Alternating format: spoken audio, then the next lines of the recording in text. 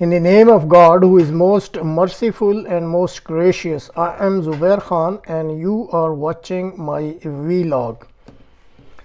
Whether a South Asian origin lady, Shruthi Kumar, can be so bold to speak for human rights and freedom of expression, it was very difficult to believe.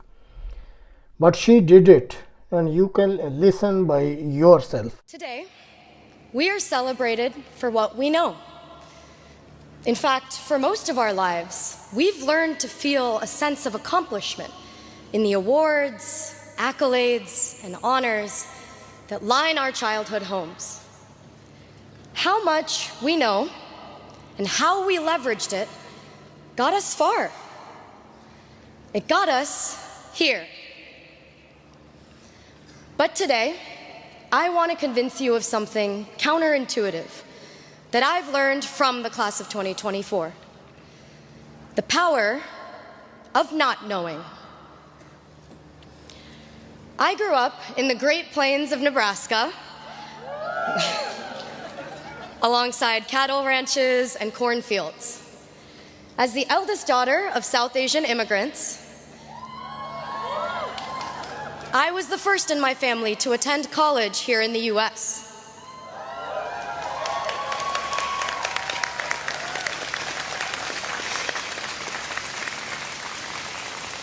There was a lot I didn't know. When it came time, I asked my parents how to apply to colleges, and they too said, I don't know.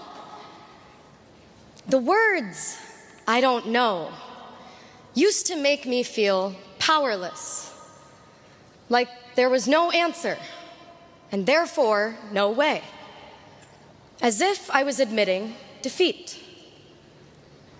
From Nebraska to Harvard, I found myself redefining this feeling of not knowing. I discovered a newfound power in how much I didn't know. I didn't know a field called the history of science even existed. And I now find myself a graduate of the department. Here, for the first time in my life, I had a professor of color, a historian of science who taught me history is just as much about the stories we don't know as the stories we do.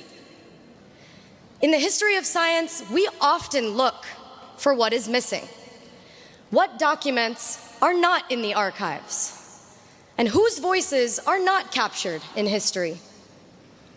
I've learned silence is rarely empty, often loud. I've learned this not only in the classroom, but also from the class of 2024. In reflecting on our collective moments at Harvard, I've realized it's the moments of uncertainty from which something greater than we could have ever imagined grows. And our class has experienced more than our fair share of the unknown.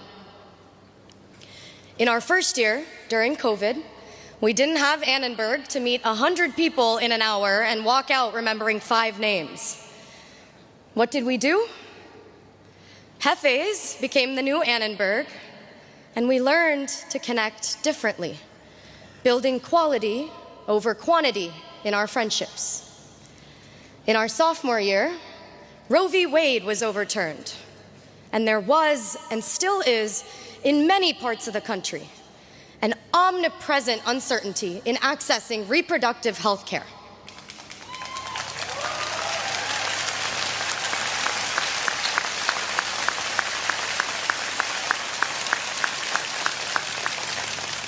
In our junior year, Harvard faced the Supreme Court and the decision to reverse affirmative action. Whether we realize it or not, we've been swimming in uncharted waters. Which brings me to our senior year. A year on campus marked by enormous uncertainty. In the fall, my name and identity, alongside other Black and brown students at Harvard, was publicly targeted.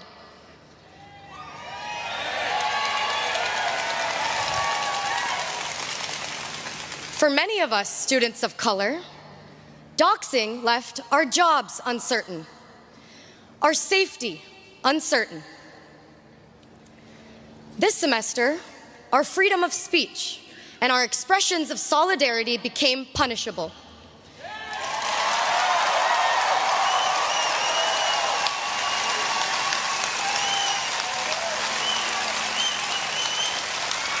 Leaving our graduations uncertain.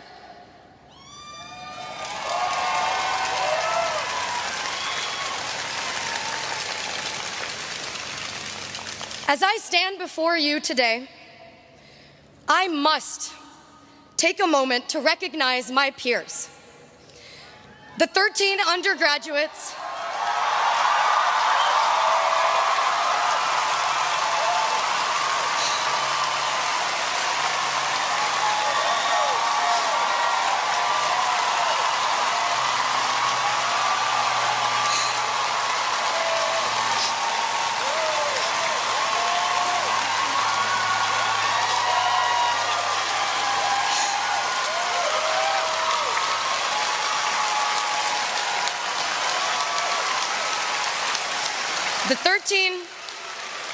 the 13 undergraduates in the class of 2024 who will not graduate today.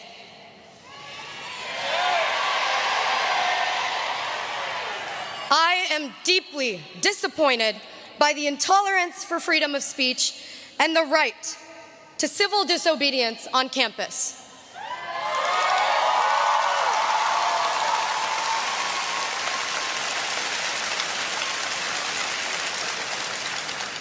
Over 1,500 students had petitioned. Nearly 500 staff and faculty had spoken up, all overwhelmingly against the unprecedented sanctions. As an American and as a Harvard graduate, for me, what is happening on campus is about liberty.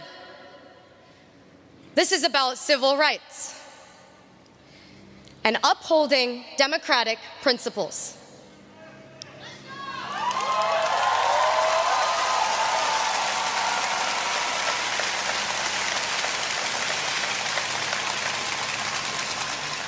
The students had spoken. The faculty had spoken.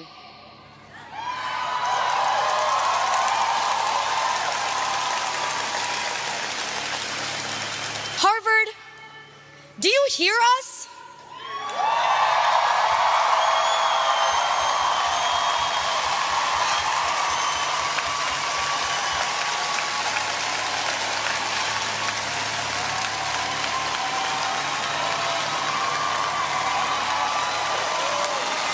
Harvard, do you hear us?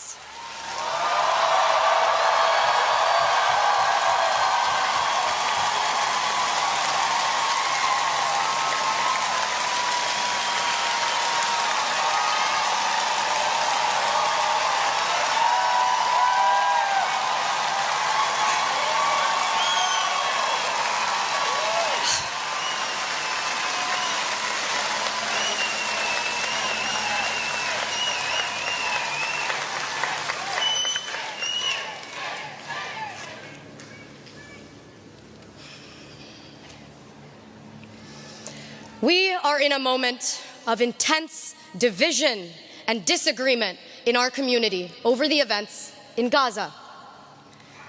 I see pain, anxiety, and unrest across campus. But it's now, in a moment like this, that the power of not knowing becomes critical. Maybe we don't know what it's like to be ethnically targeted.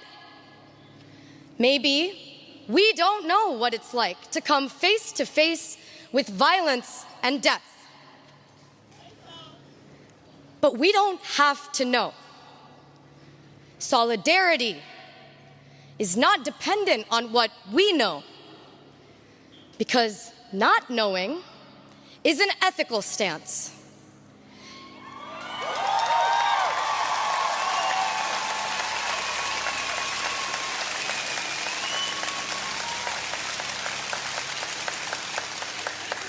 It creates space for empathy, humility, and a willingness to learn. I choose to say, I don't know, so I'm empowered to ask, to listen. I believe an important type of learning takes place, especially in moments of uncertainty, when we lean into conversations without assuming we have all the answers.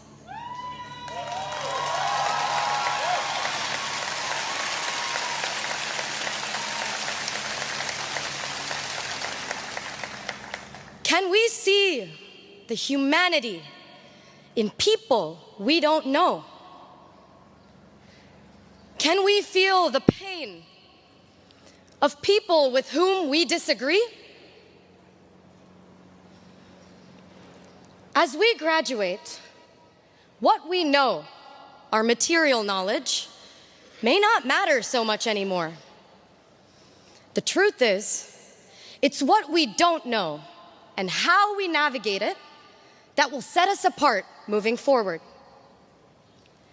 Uncertainty is uncomfortable, but I encourage you to dive into the deep end of discomfort, engage with the nuances,